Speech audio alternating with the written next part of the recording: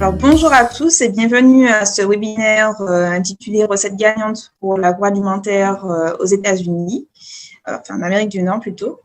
Je vous remercie de votre participation aujourd'hui.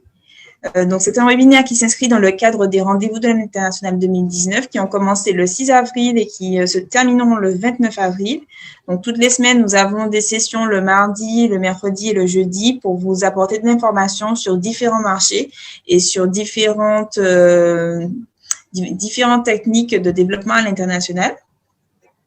Aujourd'hui, nous avons avec nous Jacques Epang et Émilie Dian. Donc, Émilie Dian qui est directrice d'activité agrotech chez Business France Amérique du Nord et Jacques Epang qui est chef de pôle produits alimentaires et boissons non alcoolisées dans le même bureau, qui vont nous parler des produits alimentaires aux États-Unis. Et vous pourrez donc poser toutes vos questions. Juste avant de commencer, je vous tiens pour rappeler quelques règles d'usage sur la visioconférence. Donc, on vous demande de bien vouloir garder votre micro et votre caméra éteintes pendant toute la durée de la présentation. Néanmoins, vous pouvez poser des questions dans le fil de discussion. Donc, simplement en bougeant votre écran, tout en bas, vous avez une case discussion. Vous pouvez poser toutes vos questions pendant la présentation et nous prendrons le temps d'y répondre à la fin. Et puis, cette session d'information sera suivie de rendez-vous individuels. Donc, pour les personnes qui souhaitent avoir des rendez-vous mais qui n'en ont pas encore fait la demande, vous pouvez bien sûr en faire la demande aussi par écrit. Donc, je vais laisser la parole à l'équipe Business France Amérique du Nord, donc qui fait partie de la team France Export, tout comme la CCI Martinique. Et puis, je vous retrouve à la fin de la présentation pour faire un petit bilan. Merci Vanessa, bonjour à tous. Ravie de vous rejoindre aujourd'hui, même si c'est virtuellement, pour vous présenter ce marché de l'Amérique du Nord agroalimentaire, donc États-Unis et Canada. Un petit overview simplement. Donc les États-Unis, c'est évidemment un très très grand marché. On parle de 327 millions d'habitants sur ce pays, avec un PIB par habitant de à peu près 63 000 dollars. Donc on est sur un pays évidemment qui est gigantesque, un marché qui est gigantesque, le premier marché de consommateurs au monde. Vous avez 50 États, vous avez beaucoup de climats différents, vous avez voilà. Donc on parle d'un très très gros marché. Ceci étant dit, on le verra tout au long de la présentation, justement du fait de la grandeur de ce marché, on n'attaque pas généralement les États-Unis, on attaque des États dans les États-Unis et tout le travail qui est fait quand on part de sa stratégie marché et sa stratégie d'approche marché, une grosse partie de ce travail va être justement de cibler les États dans lesquels on va vouloir se rendre. Alors, vous avez les États évidemment sur les deux côtes qui sont généralement assez demandés. Je pense à la Californie, je pense à New York, tout le quart nord-est des États-Unis, mais vous avez aussi des marchés du type Illinois, près des Grands Lacs, tout ce qui est Midwest, et vous descendez vers le sud, la Floride, le Texas, etc., qui sont aussi des marchés très intéressants. Donc ça, c'est pour les États-Unis. On va passer à son voisin du Nord, le Canada. Alors là, on n'est pas du tout sur le même profil. Alors, je parlais d'un profil d'un point de vue démographique et d'un point de vue géographique. Par contre, on va pouvoir retrouver des profils similaires au niveau des consommateurs et des tendances de consommation. Donc, il faut bien distinguer les deux choses. Mais au niveau du pays et puis de sa démographie, le Canada, vous êtes aussi sur un pays continent. Donc, c'est un très, très grand pays. C'est même plus grand en superficie que les États-Unis. Par contre, vous avez à peu près 1/10 de la population qui est de celle des États-Unis qui réside au Canada. Donc, on parle de 36 millions d'habitants à peu près, et ces 36 millions d'habitants se répartissent surtout juste au nord de la frontière, justement, avec les États-Unis.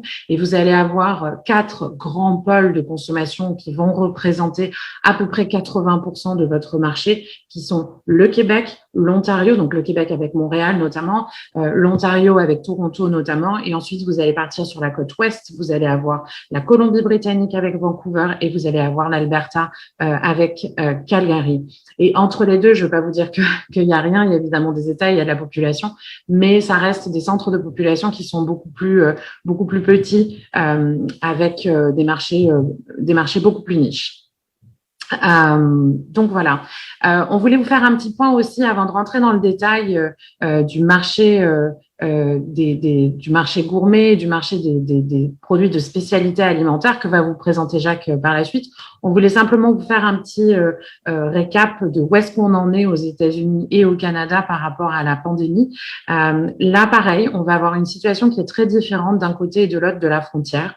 Vous allez avoir aux États-Unis un programme de vaccination qui est full swing, qui est vraiment en train qui se met en place de manière très rapide. Il y a déjà plus d'un tiers des Américains, de la population adulte américaine, qui a reçu ces 2 doses de vaccin. Vous avez des régions comme New York, mais même c'est pratiquement pareil dans l'ensemble des États-Unis, où les doses de vaccin sont disponibles pour l'ensemble des adultes. Il n'y a plus de critères d'âge, il n'y a plus de critères de priorité ou de choses comme ça. Tous les adultes peuvent avoir accès au vaccin. Et d'ailleurs, le président Biden avait annoncé que normalement, le 19 avril, c'est-à-dire dans 4 jours, tous les Américains adultes qui le souhaitaient auraient reçu au moins une dose de vaccin. Donc, on verra dans 4 jours si c'est bien le cas. Mais qu'est-ce que ça veut dire? Ça veut dire concrètement que les États-Unis ne voient pas pour le moment une 3e vague. Donc, on assiste à une réouverture véritablement du pays. Après, vous le savez sûrement, il y a les États n'avaient pas tous la même stratégie pour contenir la pandémie. Il y avait des États qui sont restés assez ouverts. Je pense à la Floride, je pense au Texas, par exemple, et avec d'autres États qui étaient très, très fermés, comme par exemple New York ou comme par exemple la Californie.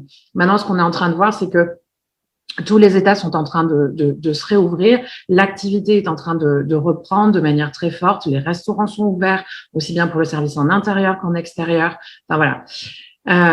Par contre, les frontières restent fermées. Alors, pas les frontières à l'intérieur du pays, parce que pendant un temps, il était très difficile de se rendre d'un État à l'autre aux États-Unis. Il y avait des systèmes de quarantaine qui étaient mis en place. Ces systèmes, pareil, sont en train de s'assouplir, donc de quarantaine au sein des États-Unis. Par contre, les frontières extérieures des États-Unis restent, elles, fermées pour le moment.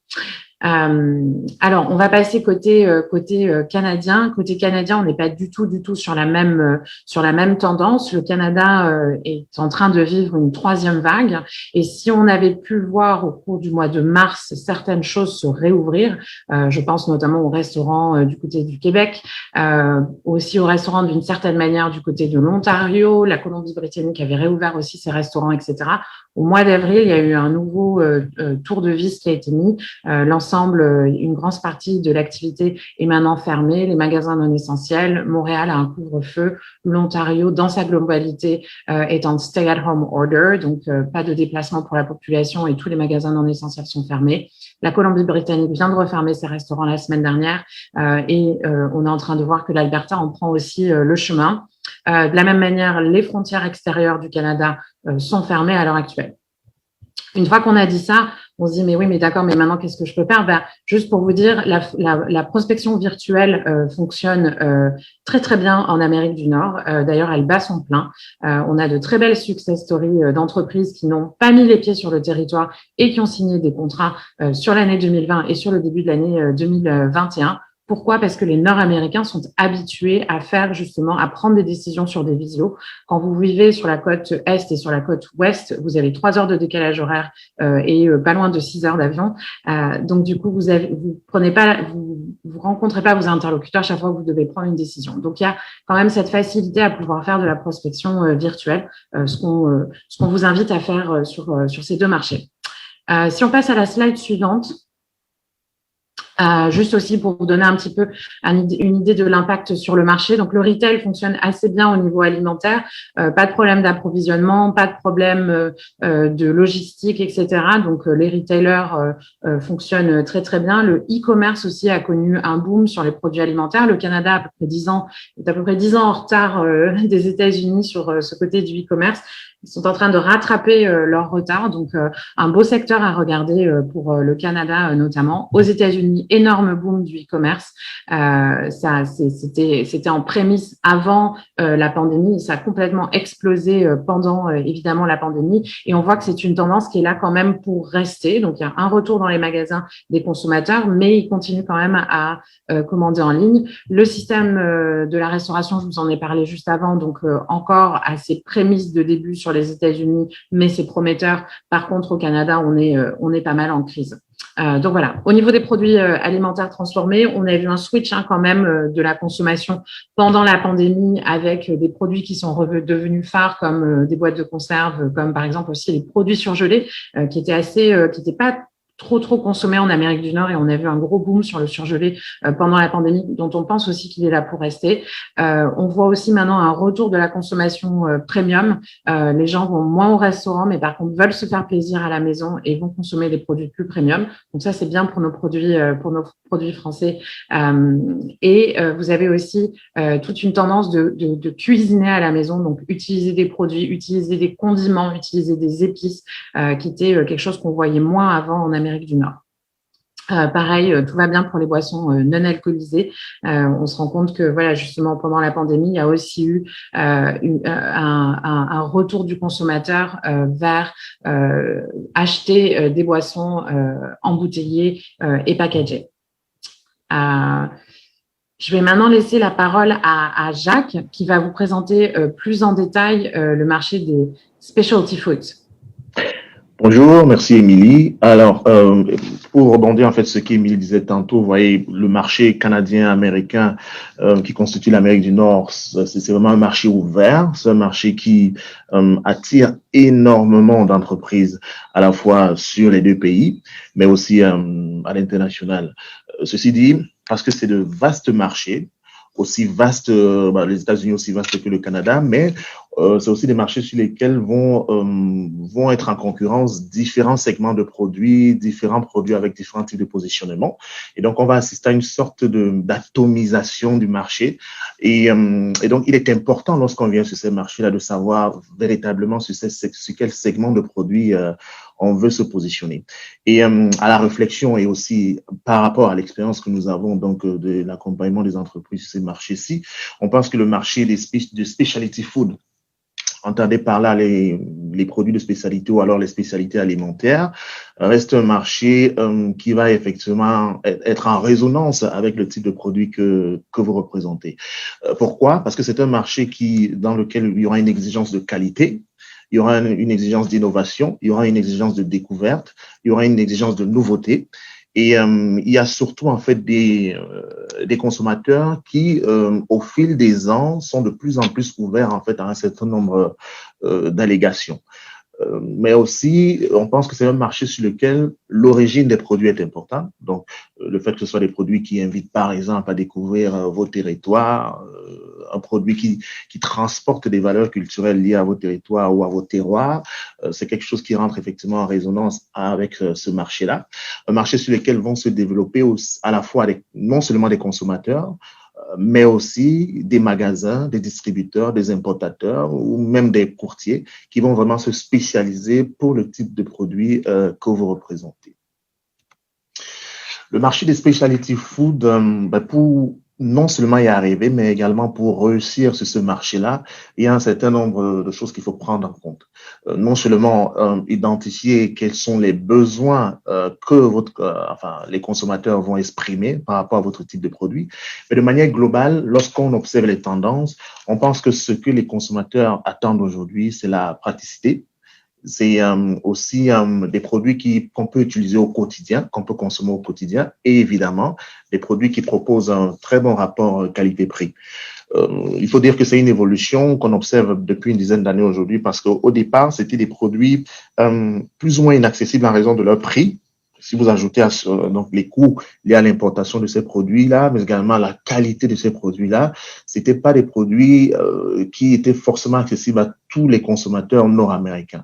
Un peu moins d'ailleurs aux États-Unis qu'au Canada où on est déjà habitué à un certain nombre de produits de qualité. Mais aux États-Unis, pour prendre un exemple, le consommateur américain ne comprenait pas, par exemple, pourquoi il doit débourser 2 fois plus cher pour l'achat d'une confiserie, tout simplement parce que celle-ci venait d'ailleurs. Donc, vous voyez, mais aujourd'hui, avec le temps, on arrive à retrouver dans tous les segments de marché, dans tous les types de magasins, des produits ou des spécialités alimentaires qui viennent vraiment compétir à la fois avec des produits locaux, a priori moins chers, mais aussi avec des produits, on va dire, qui sont des produits du quotidien. Alors, le consommateur des specialty food, c'est qui?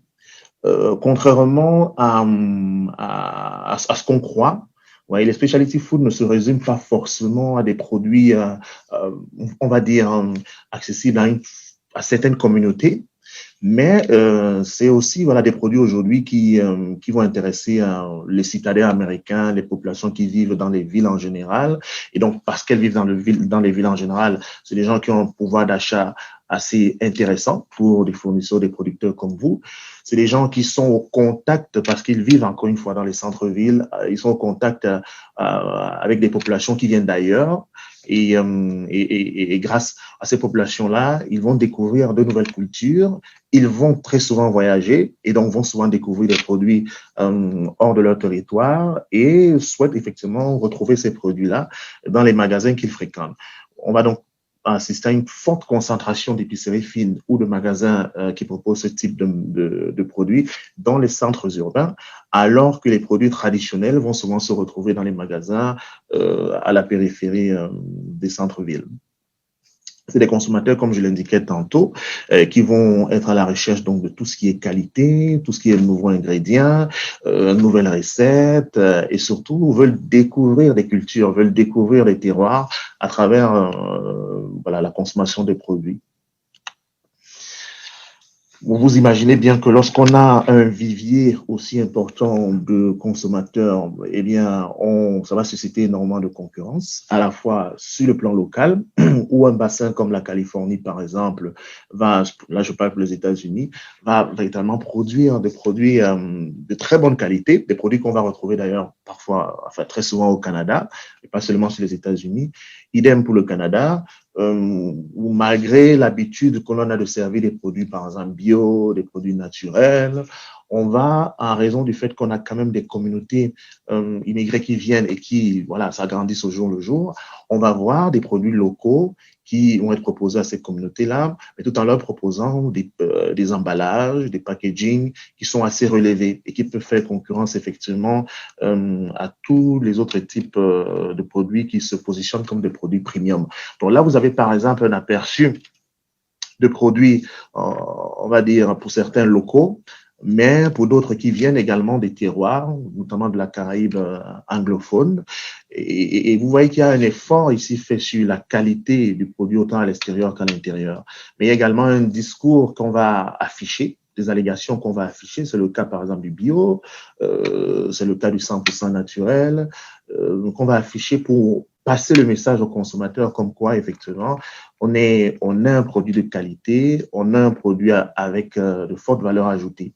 Pareil, les recettes vont être mises en avant dès l'emballage. C'est surtout des mélanges qui invitent à la découverte. Quand vous voyez, par exemple, du gingembre avec la sauce wasabi, vous voyez, c'est quelque chose que le consommateur a envie de tenter parce qu'il a l'habitude de consommer l'un ou l'autre, mais jamais, enfin, pas très souvent les deux.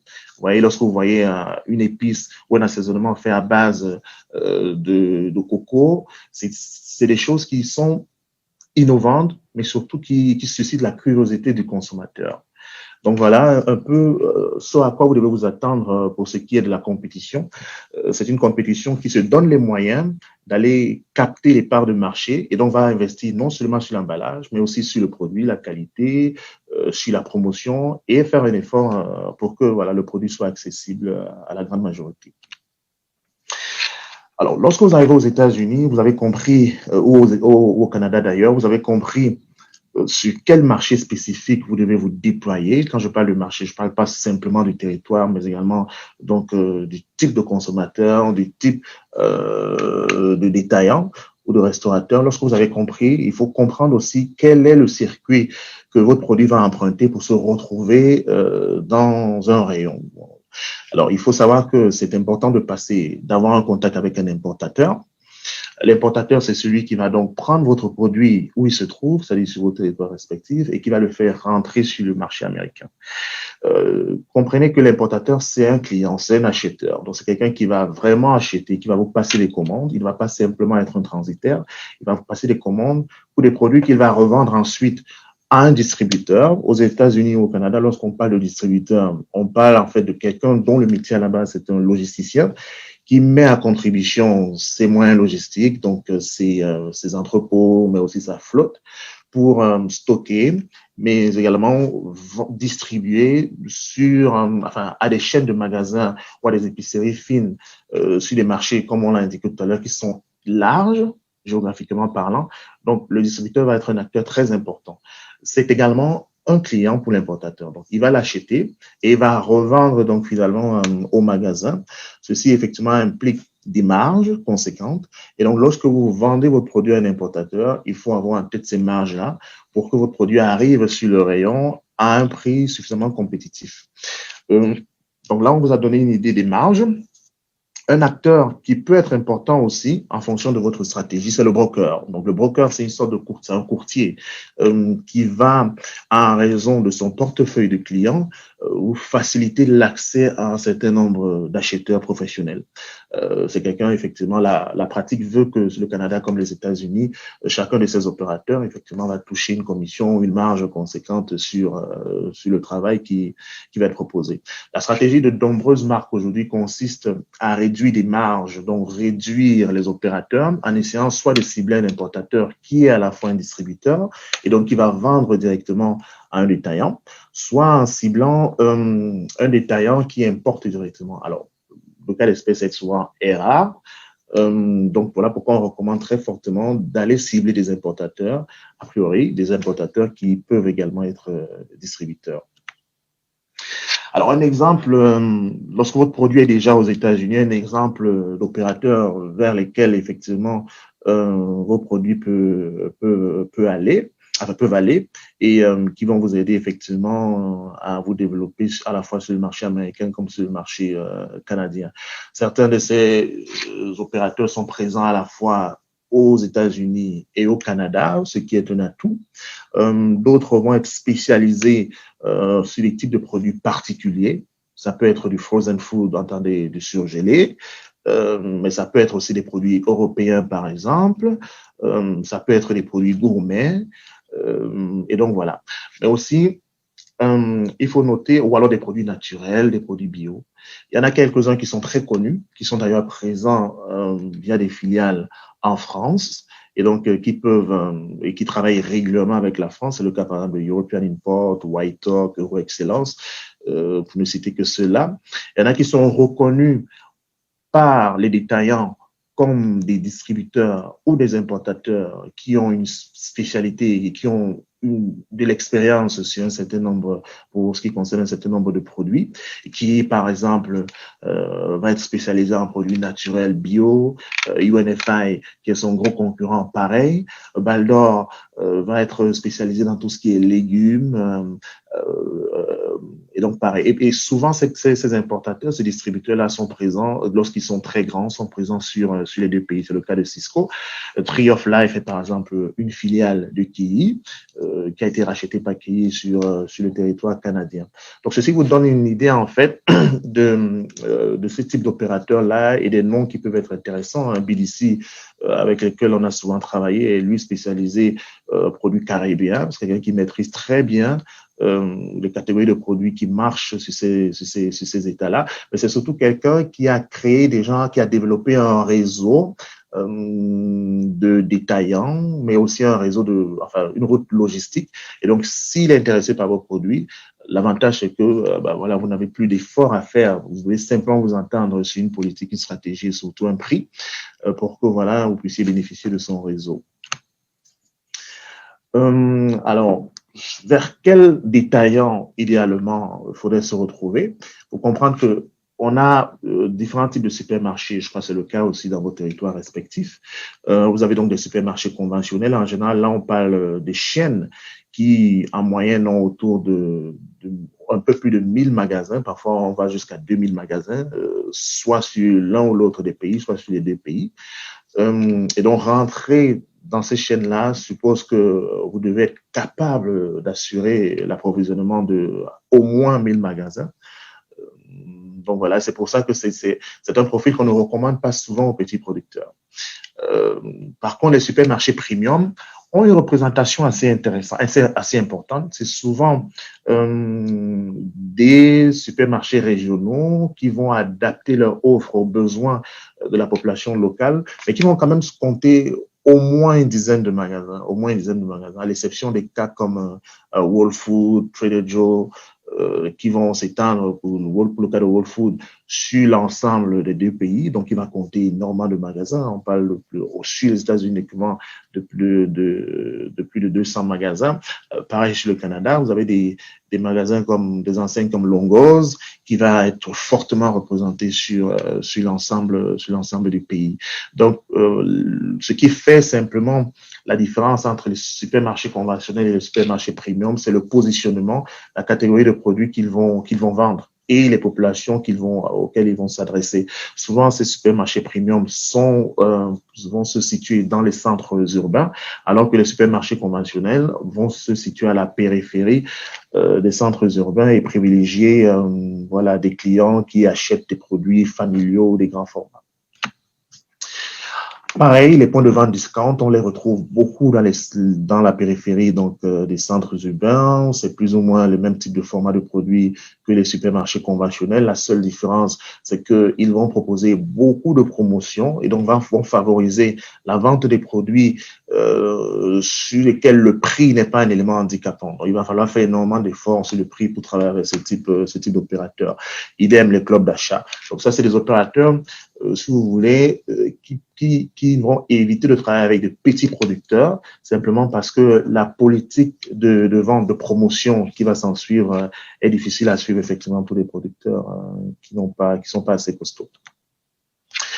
Autre client intéressant, ce sont les épiceries fines indépendantes. Alors, il faut entendre par épicerie fine, lorsqu'on est sur un marché comme l'Amérique du Nord, on reste encore parfois sur les enseignes qui ont une dizaine de magasins, parfois un peu moins de 10, mais il ne s'agit pas simplement d'une petite épicerie qui va du quartier. L'idée, c'est vraiment ici de s'imaginer que c'est les magasins sur lesquels on va retrouver beaucoup de produits importés, notamment beaucoup de produits européens, qui vont se retrouver aussi dans les centres-villes et qui vont s'adresser très souvent, soit aux touristes, soit aux populations organisées en communauté, soit aux Européens tout simplement. Pour certains d'ailleurs, la pratique veut que lorsque vous allez dans ces magasins, vous trouvez parfois des offres ou alors des produits organisés par pays. C'est des magasins qui vont faire beaucoup de promotions parce que ils vont surtout proposer des produits nouveaux, innovants, des produits de très haute qualité à leur population. Donc, ils vont privilégier des dégustations en magasin, ils vont travailler avec vous. Le prix ne va pas être un élément vraiment handicapant pour eux, mais ils vont vraiment discuter avec vous de comment faire découvrir votre produit à leurs clients. Et donc, ils sont très intéressés par les produits, effectivement, qui invitent à la découverte. Le e-commerce, on le disait tantôt, prend de l'ampleur, prend énormément d'ampleur suite à la crise sanitaire. C'était déjà une pratique pour les Nord-Américains d'acheter ou de consommer via des sites. Mais effectivement, comme le magasin jusqu'ici était aussi un lieu de rencontre, un lieu de découverte, les sites de e-commerce ont pris énormément d'ampleur. Certains des clients avec lesquels on travaille parlent de 200% de chiffre d'affaires réalisé entre 2020 et 2021. Mais ce qui est important, ce qui est intéressant à noter, c'est que souvent, les sites de e-commerce vont inviter à la découverte des personnes qui viennent acheter ces produits-là. Comment? Ils vont mettre suffisamment d'informations avec les produits qu'ils proposent. Et donc, le client a le temps de voir quelle est votre proposition de valeur, qu'est-ce qui différencie votre produit de ce qu'il a l'habitude d'acheter. Et c'est des clients qui, contrairement à ce qu'on peut penser, ne sont pas si petits que ça. Ils n'ont pas, c'est de la représentation des épiceries fines ou des grands magasins sur le territoire, mais ils font l'effort de livrer parfois sur l'ensemble du territoire ou alors sur une région précise. Et c'est ça qui est important également. Parmi ces sites-là, il y en a qui sont des importateurs, mais beaucoup, effectivement, vont travailler avec des importateurs basés localement. Maintenant, une condition, effectivement, sine qua non à respecter, c'est pour vendre aux États-Unis ou au Canada, eh bien, il faut que vos produits soient à la norme. Il faut que vos produits soient effectivement réglementés. Et il existe des agences dans ces territoires, dans ces pays-là, qui sont en charge effectivement de la réglementation des produits agroalimentaires, notamment. Vous avez par exemple pour les États-Unis une agence qui va réguler l'ensemble des catégories de produits, pas seulement les produits alimentaires. C'est elle qui va définir les règles, les conditions d'accès au marché, et ces règles-là, vous devez les suivre. Une fois que le produit est sur le marché, il peut être régulé par une agence qui va, elle, être beaucoup plus portée sur des catégories précises. C'est le cas, par exemple, de la USDA pour les États-Unis qui va vraiment réguler les produits bio, qui a d'ailleurs sa propre certification bio. Aujourd'hui, il existe des conventions entre les États-Unis et l'Union européenne qui vous permettent d'utiliser votre certification européenne, notamment EcoCert, et bénéficier effectivement du label de l'USDA une fois que vous êtes aux États-Unis. C'est pas une condition absolue, mais vous pouvez vendre. Pour certains magasins, on peut vous permettre de vendre sous le label EcoCert, mais l'idéal, lorsqu'on veut augmenter sa sphère de distribution, c'est d'obtenir un label local. Ensuite, la Fish and Wildlife Service va s'attacher à réglementer effectivement tout ce qui est produit de la mer. Sur le Canada, on a une agence pareille, la SIA, qui va donc vous permettre qui va définir les conditions d'accès au marché. La SIA va également vous permettre, voilà, pour certains produits, de vous conformer à tout ce qui est normes sanitaires. Contrairement aux États-Unis, il n'y a pas énormément d'agences qui vont réguler en fonction des produits, dont la SIA est compétente sur différentes catégories de produits, à l'exception des boissons alcoolisées. Ceci dit, des catégories comme la viande, les produits laitiers et les produits bio vont avoir, si vous voulez, un certain nombre de normes particulières, notamment en rapport avec les certificats, en rapport aussi avec voilà, l'origine de certains produits et effectivement les méthodes d'emballage ou de découpe. Donc, en général, si vous appartenez à cette catégorie de produits-là, il faudrait vous rapprocher de notre service réglementaire qui va vous donner la conduite à tenir pour effectivement rentrer sur le marché canadien. Voilà, je redonne la parole à Émilie qui va vous parler d'un certain nombre d'exemples qu'on considère comme des exemples à suivre si vous voulez vraiment réussir aux États-Unis. Merci Jacques.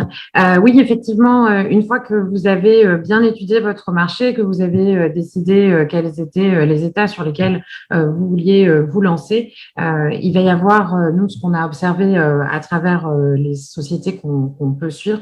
J'ai enlevé ma caméra, pardon, parce que je pense que du coup, ça vous cache une partie de l'écran. Voilà, c'est mieux.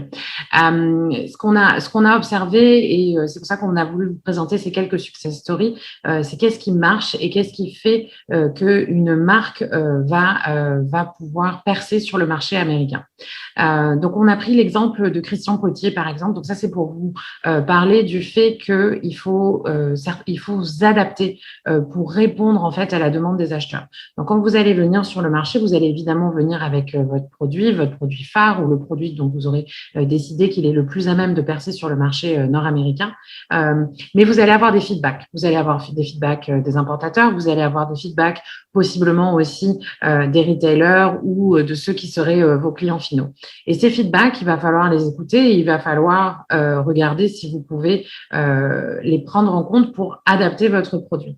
Donc là, il y a cet exemple-là de cette maison Christian Potier qui avait de la sauce donc hollandaise avec un packaging dans du carton, avec des sortes de petites cartouches de sauce hollandaise à l'intérieur. Ils sont venus aux États-Unis. On leur a expliqué que, évidemment, il y avait un intérêt pour ce type de produit, etc., mais que le packaging, ça fonctionnait pas. On voyait pas assez la sauce. Les Nord-Américains préfèrent des pots, spécialement des pots en verre quand il s'agit de sauce et qu'on veut se positionner sur un marché premium, etc.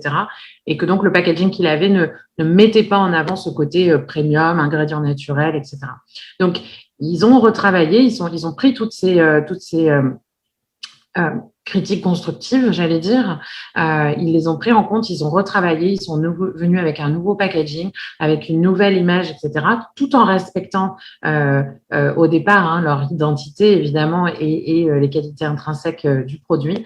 Et c'est grâce à ça qu'ils ont pu performer aux États-Unis. Ils ont maintenant une filiale aux États-Unis avec un représentant sur le territoire américain. Donc ça, c'est un de nos premiers conseils, bien écouter. Le deuxième conseil, c'est ce qu'on vous a dit aussi au début, c'est de bien définir un ciblage géographique pour percer sur le marché. Donc là, c'est l'exemple de Tipiak que vous devez connaître. Donc Tipiak était déjà représenté à New York, mais pour pouvoir développer leur vente, parce que c'est ce qu'on vous expliquait un petit peu au début, c'est-à-dire qu'aux États-Unis, et ça va être la même chose au Canada, même si le nombre de provinces est plus réduit, mais généralement, vous avez, que ce soit les preneurs de décision, que ce soit les habitants habitudes de consommation, etc., vous allez avoir de très grandes différences d'un État à l'autre. Donc, tout le travail que doivent faire les entreprises pour avoir du succès, c'est justement de bien cibler ces États. On peut commencer par très bien travailler un État ou 2 États et ensuite chercher à s'étendre sur le territoire américain. C'est ce qu'a fait la société Tipiak. Ils ont bien construit leur présence sur New York. Une fois qu'ils ont bien construit leur présence sur New York, ils ont commencé à s'intéresser au reste des États-Unis. Ils ont travaillé avec nous pour faire un ciblage géographique des États qui correspondent en fait au profil aux produits de l'entreprise. Ça, on le fait via un état des lieux et par des petites études de marché. Ils ont adapté leur prix de vente selon chaque marché ciblé. Donc, ils ont eu une stratégie qui n'était pas, encore une fois, pour tous les États-Unis, mais vraiment État par État. Pourquoi est-ce qu'on adapte le prix de vente? Parce que vous allez avoir des différences entre ce que le consommateur est prêt à payer sur les 2 côtes, par exemple, versus le centre du pays.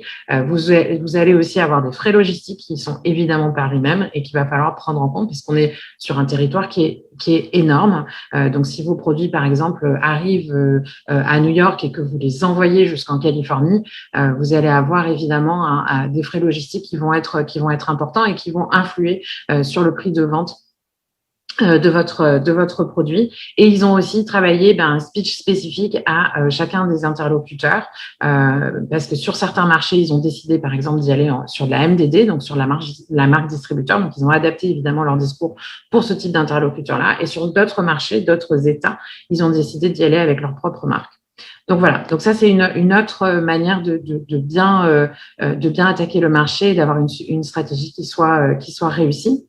Une dernière success story qu'on voulait vous présenter, c'est une success story, j'espère qu'il va vous parler parce que c'est avec des entreprises ultramarines, mais c'est vraiment pour vous montrer que les États-Unis comme le Canada, ce sont des pays sur lesquels on travaille sur le long terme. Donc il faut pas penser qu'en venant une fois sur le marché ou en faisant une mission de prospection, tout d'un coup toutes les portes vont s'ouvrir et que ça va fonctionner. C'est un marché sur lequel il faut être prêt à investir sur 1 an, sur 2 ans, sur 3 ans pour commencer à avoir des résultats. Et c'est important de se faire accompagner sur la durée pour ce genre de marché qui sont très grands. Donc il y a cet exemple évidemment de cet accompagnement qu'on fait avec les entreprises ultramarines et que Jacques vous présentera aussi pour justement la phase 3 du programme vous sera présenté dans un webinaire un petit peu plus tard. Mais en quoi ça a consisté en fait cet accompagnement? C'est en année 1 du programme, on a fait venir des acheteurs dans les régions ultramarines. On leur a fait rencontrer des entreprises. Ils ont pu donner des informations aux entreprises pour que les entreprises puissent commencer à envisager leur stratégie sur le marché, voir s'il y avait du potentiel pour leurs produits, etc. En année 2, ce qu'on a fait, c'est qu'on a travaillé avec eux sur le côté réglementaire. Jacques vous l'a dit, c'est crucial et c'est une condition sine qua non pour pouvoir entrer sur le marché. Et on a aussi travaillé avec eux sur des roadshows et des événements locaux B2B qui sont en fait des événements, des événements pour rencontrer des professionnels, commencer à nouer des premiers contacts, commencer à essayer de développer sa présence sur le marché en trouvant les bons interlocuteurs. Et là, dans ce cas-là, on s'était concentré notamment, pour reprendre cette approche État par État, on s'était consacré sur l'État de la Floride. Et en 2020, on a continué en fait à travailler ce côté de prospection et ce côté retour pour les producteurs pour avoir du feedback sur leurs produits et pouvoir affiner encore plus leur stratégie et pouvoir commencer à faire des ventes. Et là, on a fait des panels d'acheteurs, pareil, dans des États clés. Donc, on a visé 5 États clés aux États-Unis et au Canada. Et les producteurs qui ont participé à ce programme ont pu bénéficier de retours spécifiques sur chacun de ces États qui n'étaient pas forcément les mêmes. On n'a pas la même perception en Californie qu'au Québec d'un produit. Et ça, c'est important pour les producteurs d'avoir cette information-là pour pouvoir justement mieux décider de leur stratégie. Et dès là, on a commencé à avoir des retours et à avoir des success stories pour les entreprises qui avaient suivi ce programme. Je pense notamment à 2 entreprises qui, suite au panel d'importateurs en 2020, ont pu évidemment trouver des débouchés et pouvoir envoyer leurs produits sur le marché. Et puis 2021, ça c'est ce que vous présentera Jacques dans un webinaire juste après, c'est de pouvoir évidemment travailler son implantation locale et commencer aussi à travailler la cible des consommateurs. Donc vraiment, on a bien travaillé la compréhension du marché, on a bien travaillé la partie réglementaire, on a travaillé la partie B2B, on a fait de la prospection, on a rencontré les décideurs et les interlocuteurs clés. Maintenant, on va pouvoir s'implanter sur le marché et on va pouvoir aussi faire de la communication vis-à-vis des consommateurs qui, au final, sont ceux qui vont acheter évidemment les produits. Voilà, donc un accompagnement sur la durée, ça c'est super important. Vous faire un petit état des lieux aussi quand vous pensez à votre stratégie. Évidemment, il faut que vous, d'accès marché, il faut que vous pensiez aux opportunités post-Covid et voir sur lesquelles vous pouvez vous positionner. Donc on vous les a listées là. Donc, mais Jacques en a parlé pendant sa présentation. Vous allez avoir tous les produits qui ont un bénéfice santé. Vous allez avoir les produits aussi qui sont en transparence, c'est-à-dire qui vont parler ce qu'on appelle le clean label, qui vont parler simplement, qui vont dire les ingrédients qu'ils utilisent, qui ne donnent pas l'impression qu'ils cachent la recette ou qu'ils cachent des choses comme ça. Ça, c'est très important pour les consommateurs. Vous avez aussi la croissance des MDD, donc peut-être à prendre en compte. Ça peut être une manière de pénétrer le marché, à regarder en fonction de vos produits ou si vous avez l'habitude d'en faire ou pas, mais ça peut être une stratégie, une clé d'entrée sur les États-Unis. On a vu pendant la pandémie que ça avait très fortement, il y avait une grosse croissance sur ces marques de MDD. On pense que ça va continuer. Et ce qui est très intéressant sur les marques de MDD, parce que c'était pas le cas il y a encore même 5 ans, c'est que sur les marques de MDD maintenant aux États-Unis et au Canada, on est sur des produits premium, ce qui n'était pas le cas avant. Avant, on était sur des produits d'entrée de marché. Maintenant, on est vraiment aussi sur des produits premium. Et ça, voilà, je pense que les entreprises ultramarines ont certainement une carte à jouer là-dessus. Le e-commerce, on n'en a pas parlé, on en a déjà parlé, je ne veux pas recommencer. Cette tendance aussi, ce que je vous disais, des ingrédients pour pouvoir concocter des repas à la maison. Les Nord-Américains sont quand même plus connus pour snacker et manger on the go, comme on dit ici, c'est-à-dire un sandwich ou quelque chose, et puis manger en marchant. C'est assez rare qu'ils s'asseyent pour manger, mais c'est en train de changer. Ils sont en train de cuisiner de plus en plus à la maison, d'avoir ce format de repas assis, potentiellement en famille, etc. Donc, ils sont à la recherche de condiments et d'ingrédients pour pouvoir cuisiner. Les protéines alternatives, grosse tendance là-dessus. Donc, protéines d'origine végétale. Le snacking, je vous en ai parlé. Oui, cuisine plus à la maison, mais ça ne les empêche pas de snacker. Le snacking est une institution en Amérique du Nord, que ce soit pour les enfants ou pour les adultes, et ils sont à la recherche de produits de qualité, de produits santé pour leur snacking. Et enfin, les produits locaux et les produits artisanaux, c'est-à-dire tous les produits qui vont avoir une histoire à raconter. Et là-dessus, je pense que c'est aussi un axe sur lequel les entreprises ultramarines peuvent faire la différence. Si on passe à la slide d'après, on vous a repris justement un petit peu ses forces et ses faiblesses qu'on identifie par rapport au marché nord-américain pour l'offre ultramarine. La force, c'est ce qu'on vous a dit, il y a quand même une bonne image au niveau des produits français et des produits ultramarins. Ils sont synonymes de tradition, d'authenticité, de qualité. Et puis, vous avez aussi dans votre offre des produits, enfin une large gamme de produits, ce qui fait que ça peut effectivement intéresser les acheteurs et les consommateurs américains parce que ça invite à cette découverte dont parlait Jacques. Par contre, au niveau des faiblesses, c'est une faible présence et il n'y a pas vraiment de communication uniformisée d'image pour les produits ultramarins. Donc ça, il y a peut-être quelque chose à travailler et à réfléchir. Au niveau des opportunités, Jacques vous l'a dit, le marché des spécialités alimentaires se maintient malgré la crise et même en train de repartir. Il y avait eu un stop de la premiumisation de la consommation, mais on est en train de voir que c'est en train de repartir. Il y a eu beaucoup de gens qui ont vécu la crise sanitaire doublée d'une crise économique, mais il y a aussi beaucoup de gens et ceux qui, a priori, sont la cible pour les produits gourmets qui, eux, ont créé beaucoup d'économies et beaucoup d'épargne et qui donc maintenant, aujourd'hui, veulent consommer. Donc, il y a une vraie opportunité là-dessus. Et puis, ce qu'on vous a dit aussi, l'ouverture à la découverte, aux nouveautés. Les Nord-Américains, le monde entier est présent en Amérique du Nord, ce qui donne aux consommateurs l'occasion de goûter des produits justement du monde entier. Et le consommateur nord-américain aime cette découverte au niveau des serveurs. Voilà, les menaces, en fait, c'est des menaces qu'on peut lever, mais vous avez évidemment les limites réglementaires autour desquelles il faut travailler. Vous avez la question des coûts de transport aussi qui peuvent être les coûts logistiques, aussi bien pour faire venir des produits de vos régions que de les déplacer au sein des États-Unis ou du Canada. Donc voilà, donc ça ferait partie des principales menaces à lever. L'esprit gagnant, c'est CI Martin.